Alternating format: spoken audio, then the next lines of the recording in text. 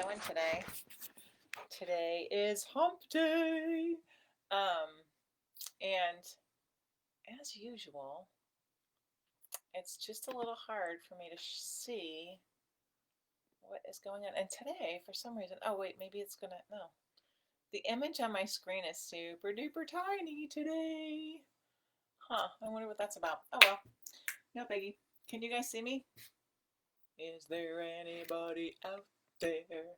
Um, Well, as we're gonna go here, we're just gonna roll with this because it's tiny image. Do I look really tiny to you today? Have I shrunk? Am I like a woodland fairy now? um, anyway, on my screen, I usually see kind of like a regularly sized sort of video image, like you might see if you were looking at a YouTube video without the full screen feature. And right now, I see this tiny little window, so hopefully it's all working out just fine on your end. Anyway, we had a giant storm here last night, which might be part of the issue around the imagery. But today, so my name is Christina French, and I am a creative textile recycling entrepreneur, activist, influencer, general band of misfit leader. I I've been doing this work since I was in college, which was way back in the 1988. I graduated from Massachusetts College of Art and Design. And I remember people thinking I was really crazy. Like I liked to buy cold drinks in glass rather than plastic because it was kind of the advent of the bottle bill in Massachusetts, and like that whole discussion in the news media really got me thinking about what is recyclable versus what's biodegradable, and how to just kind of make choices that supported um, what I was thinking. So glass was my first choice, and now it's really hard to find cold drinks in glass, but the company called Snapple, which I think is currently actually owned by like Coca-Cola or something like that, they often package their they have actually a line of 100% juices that are packaged in glass that you can find at like, the gas station convenience store kind of setting. So, hey, Carolyn. Oh, I'm so glad you can see me. Yeah, I'm not sure what's going on with the tiny little picture today, but you know what? We're just going to roll. So, some kind person who's been following along with all of my lives here, whose name I wrote down and cannot put my hand on, asked me about a collection of blankets that I made years ago. When I just to kind of give you a little bit of a background, I started doing this work in 1988, or actually 1987, and then I started my business for reals in 1989. And over the years, my business took on many different kind of carnations, if you will, incarnations. Carnations makes me think of those flowers that the kids give each other for Valentine's Day. Um, anyway, so there was a point in time where I was manufacturing on a pretty big scale, and I had a whole bunch of employees, and we filled orders for large volume retailers, Room and Board, Crate and Barrel. We did some work with Patagonia, with um, Timberlands, with all different companies, and also small boutique home stores that are beautiful, high end, beautiful things like ABC Carpet and Home is kind of a well known, beautiful retail environment that sells product for just styling a beautiful home. And I was so flattered to count them as a customer. So a shout out to Paulette Cole and all the good she does over there with ABC Carpet and Home. But I made a collection of blankets. So for the first few years, my work was pretty much solely wool and cold weather oriented, and it made for kind of like this crazy production year because I would have to produce all this product before making tons of wool product this time of year in the heat of the summer to ship in the fall and then early winter. Actually, straight through, we would stay very very busy all the way through the holidays, and then right into January, and then um, once the uh, once the warm weather started kind of coming in on the horizon, we would slow down shipping and start making for the following year. And it made for a really crazy, like we had all this income and all this shipping happening, but at one point in the year. Anyway, over the years, I learned to diversify my product mix so that I could really, I could kind of smooth that out and offer people kind of more steady employment that wasn't so high pressure toward the busy part of the year around the holidays. So I came up with a couple of different collections and a couple of different techniques for using fabrics that didn't shrink enough to hold a firm edge like wool does. So I had to kind of think up different ways of construction, different ways of creating the kind of aesthetic that I was really drawn to while using wool. So I'm just going to ditch over here for a second and grab the samples I have to show you. Okay, hi there. So there was two collections that were super successful, and the first one was called Confetti, and it kind of reminds me of, what do you guys see? I'm sure you've seen, well, if you haven't, you're in for a treat. This material, this is a chenille bedspread that was probably from like the I think it's 40s. Maybe somebody out there knows. I'm not that good with the history of the chenille bedspreads. I just actually was gifted this in a box of donations that came in the mail. So this is, I think 30s or 40s. It's a sort of a traditional American, beautiful cotton, and then it has this like, this is like super textury. And I remember there was a company that made bathrobes out of these old blankets that was selling at the shows I was selling at, and that was one of the first companies that I saw that was also using recycled materials to make new products. But I love the texture of that. It's like summery. The background part, the part that's in between the textures here, is really crisp. It's like, it's like the cotton that like really crisp cotton sheets are made from. And the weight of the embellishment on the surface of the fabric gives it a little bit of weight. So it's a really lovely summer weight sleeping cover.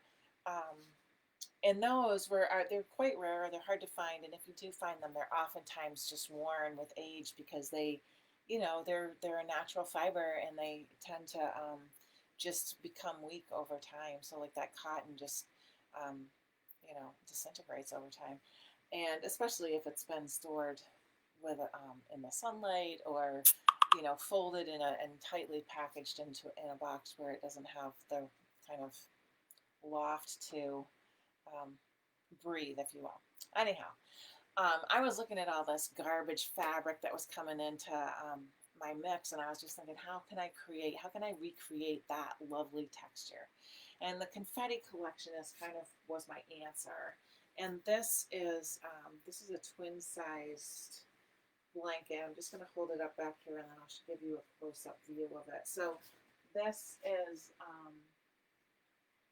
it's a lovely weight. It's kind of heavy, but it's all cotton. And the way I made this is, let me find a corner here. Okay. So this blanket was actually used for a photo shoot. This is my old label. I don't know if anybody out there remembers those old labels. People really dug my labels. They'd always be like, oh my gosh, those are so pretty. It says handmade in Massachusetts by Christina, of all natural recycled textiles, gentle washing recommended, www.crispina.com for detailed care instructions. So that was my label.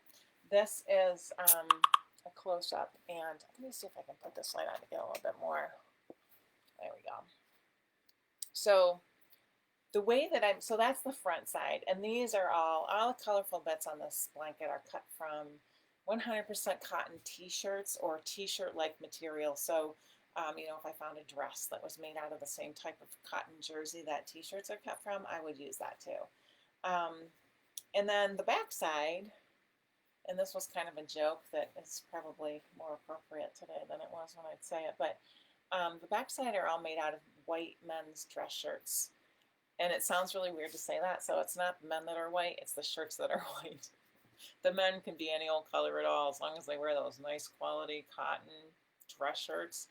So I would buy bales of used cotton dress shirts, and I have a lot of friends who waited tables for many years, so I was like the resource to go to if you needed white shirts for waiting tables. anyway, I would cut those shirts into the squares, and then I would layer them.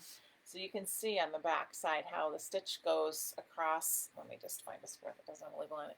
Do you see how the stitch goes across the square? So the first step I would do is I would cut big stacks of the different colored t-shirts and the men's dress shirts.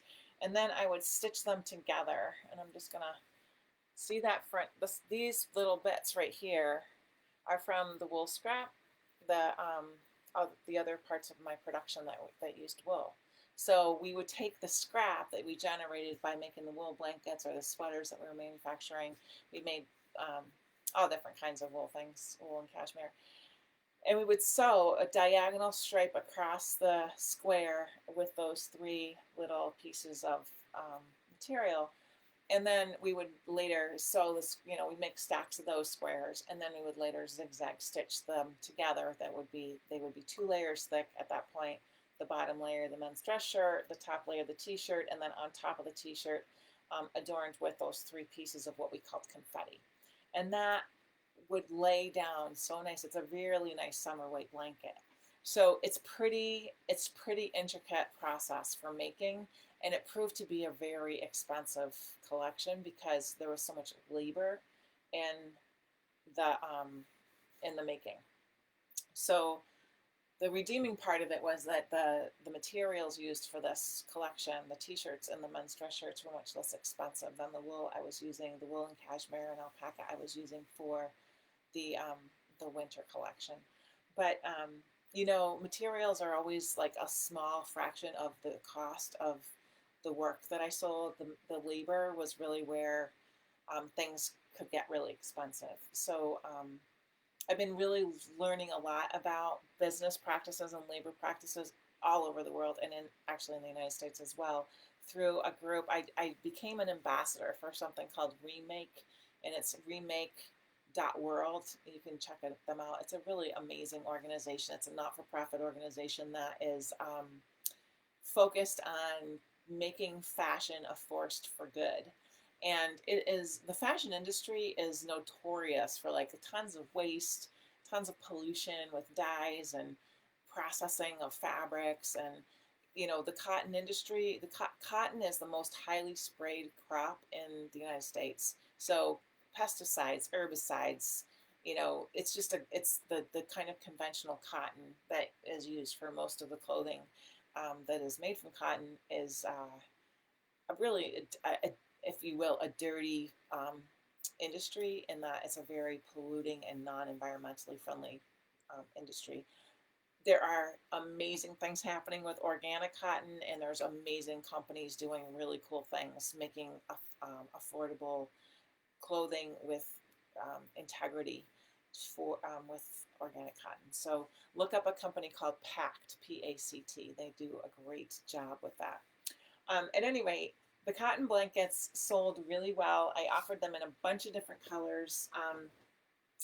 And this is actually inspiring me to think more about making some new stuff. One of the things that is hard for me is that I have all these ideas, and I used to have a design assistant and a staff of 40, and I'd be like, oh my gosh, I have this great idea, and my design assistant and I would sit down and I kind of throw some colors at her, and she would like throw me some ideas, and then we'd make samples of new collections. And I work by myself, and I actually love it, but that's the thing I missed is like trying out the 4,000 ideas that swim through my head on a daily basis.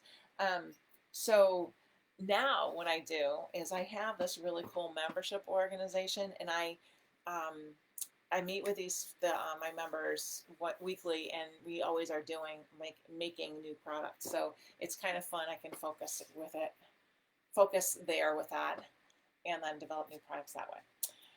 So, and then teach them, because people are super interested in doing a lot of this work, especially in the climate that we're living in right now with being home more. So it's fun to be able to offer ideas for that. So that is one color. I think, what was that color called? I think that was called Marigold. And then this one is the same collection, different color palette. This is a smaller one. It's a throw size. So it's like 60 by 60, nice for the back of your couch.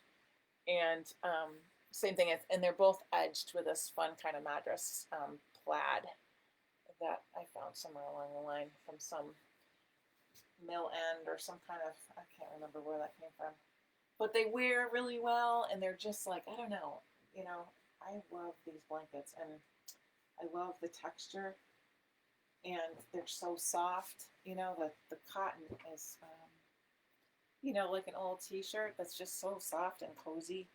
And then there's another collection I did that was kind of like, so this was like my hot summer kind of, you know, if you live in the tropics kind of weather, it's a great weight for that. And then I did the wool already, which was like very, you know, cold weather oriented. So then I introduced this collection that was called Orbit, and it was made with t-shirt material on one side. So the squares, let me show, I'll have to hold it up again. So this is the Orbit. This is also a throw. And this, I think this was called Sky, this color.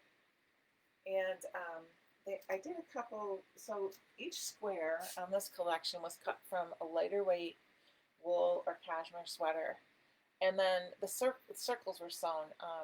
Okay, so then let me back up a little bit. I cut squares out of lightweight sweaters, either cashmere or lightweight wool. There's a lot of actually lightweight material that was not suitable for a lot of the other things we were doing. And I was also doing a scrap project with a company called American Apparel, which I think actually went out of business.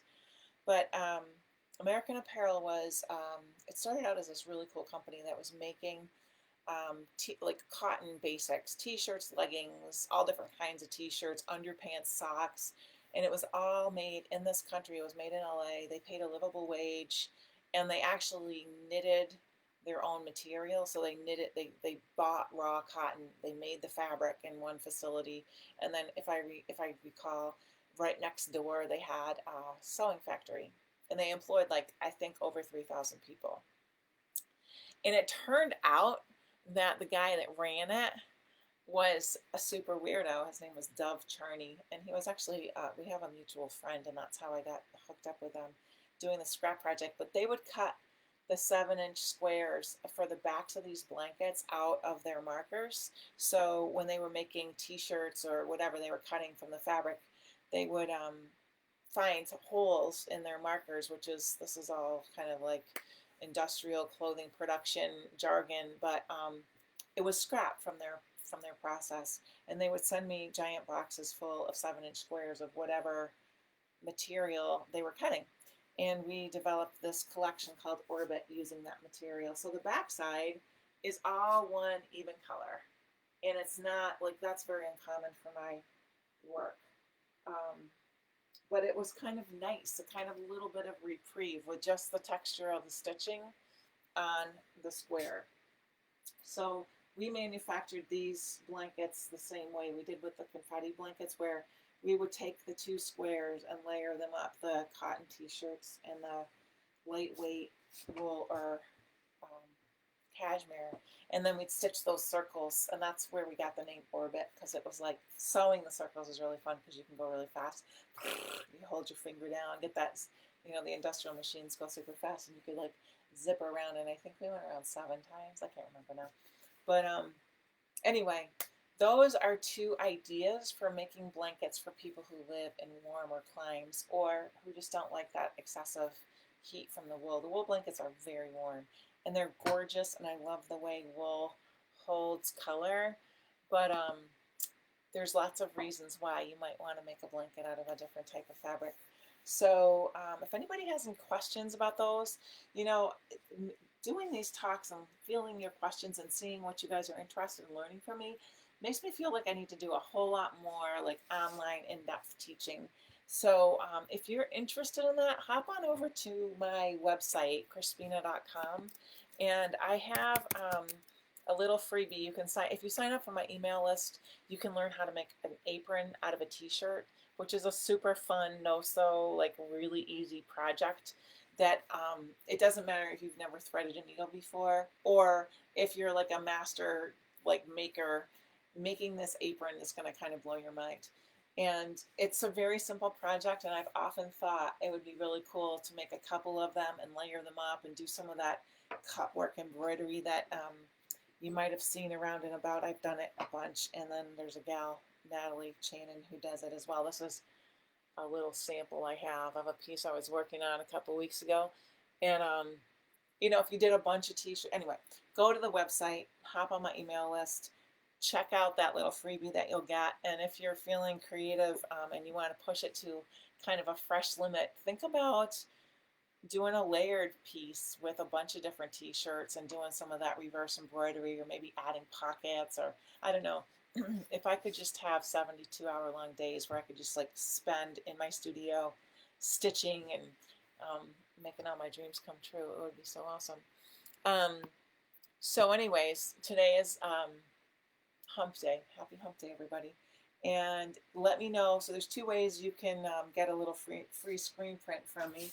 And actually today I remembered to put some, this is one of the screen prints that I have. This is from, my dad actually designed this. We make these screen prints in a company called the Dolphin Studio, which is a family business that my sister and I run together. And if you want to get one of these screen prints free of charge, they're $20 if you want to buy one, but if you want to tag somebody who you think really needs to know a little bit more about creative textile recycling in the comments, and then pop me your mailing address as a DM or an email, I'll send you one of those prints.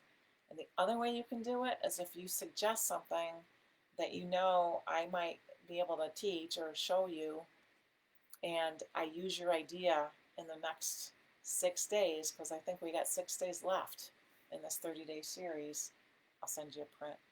So I hope you've enjoyed our session today. I certainly have, and I look forward. I'll be here every day, live at 11 till August 11th, and I have some pretty fun stuff coming up. If you guys have been following the Stitch Along, there's some news coming about that tomorrow. So I'll talk to you then. Have a great one.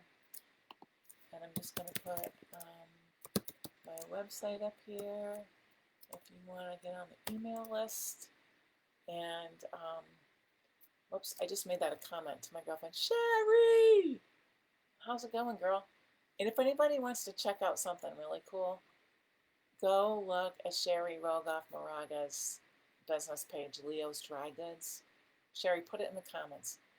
She makes the most awesome, really awesome. You know what, Sherry, tomorrow I'm going to show off your aprons, because I've been wanting to send you a picture of the aprons that you sent us, because they are so beautiful. So yeah, tomorrow I'm going to show off Sherry Rogoff-Moraga's, I can't even tell you. I'm not going to tell you. It's a secret. They're aprons. Okay. Have a good day.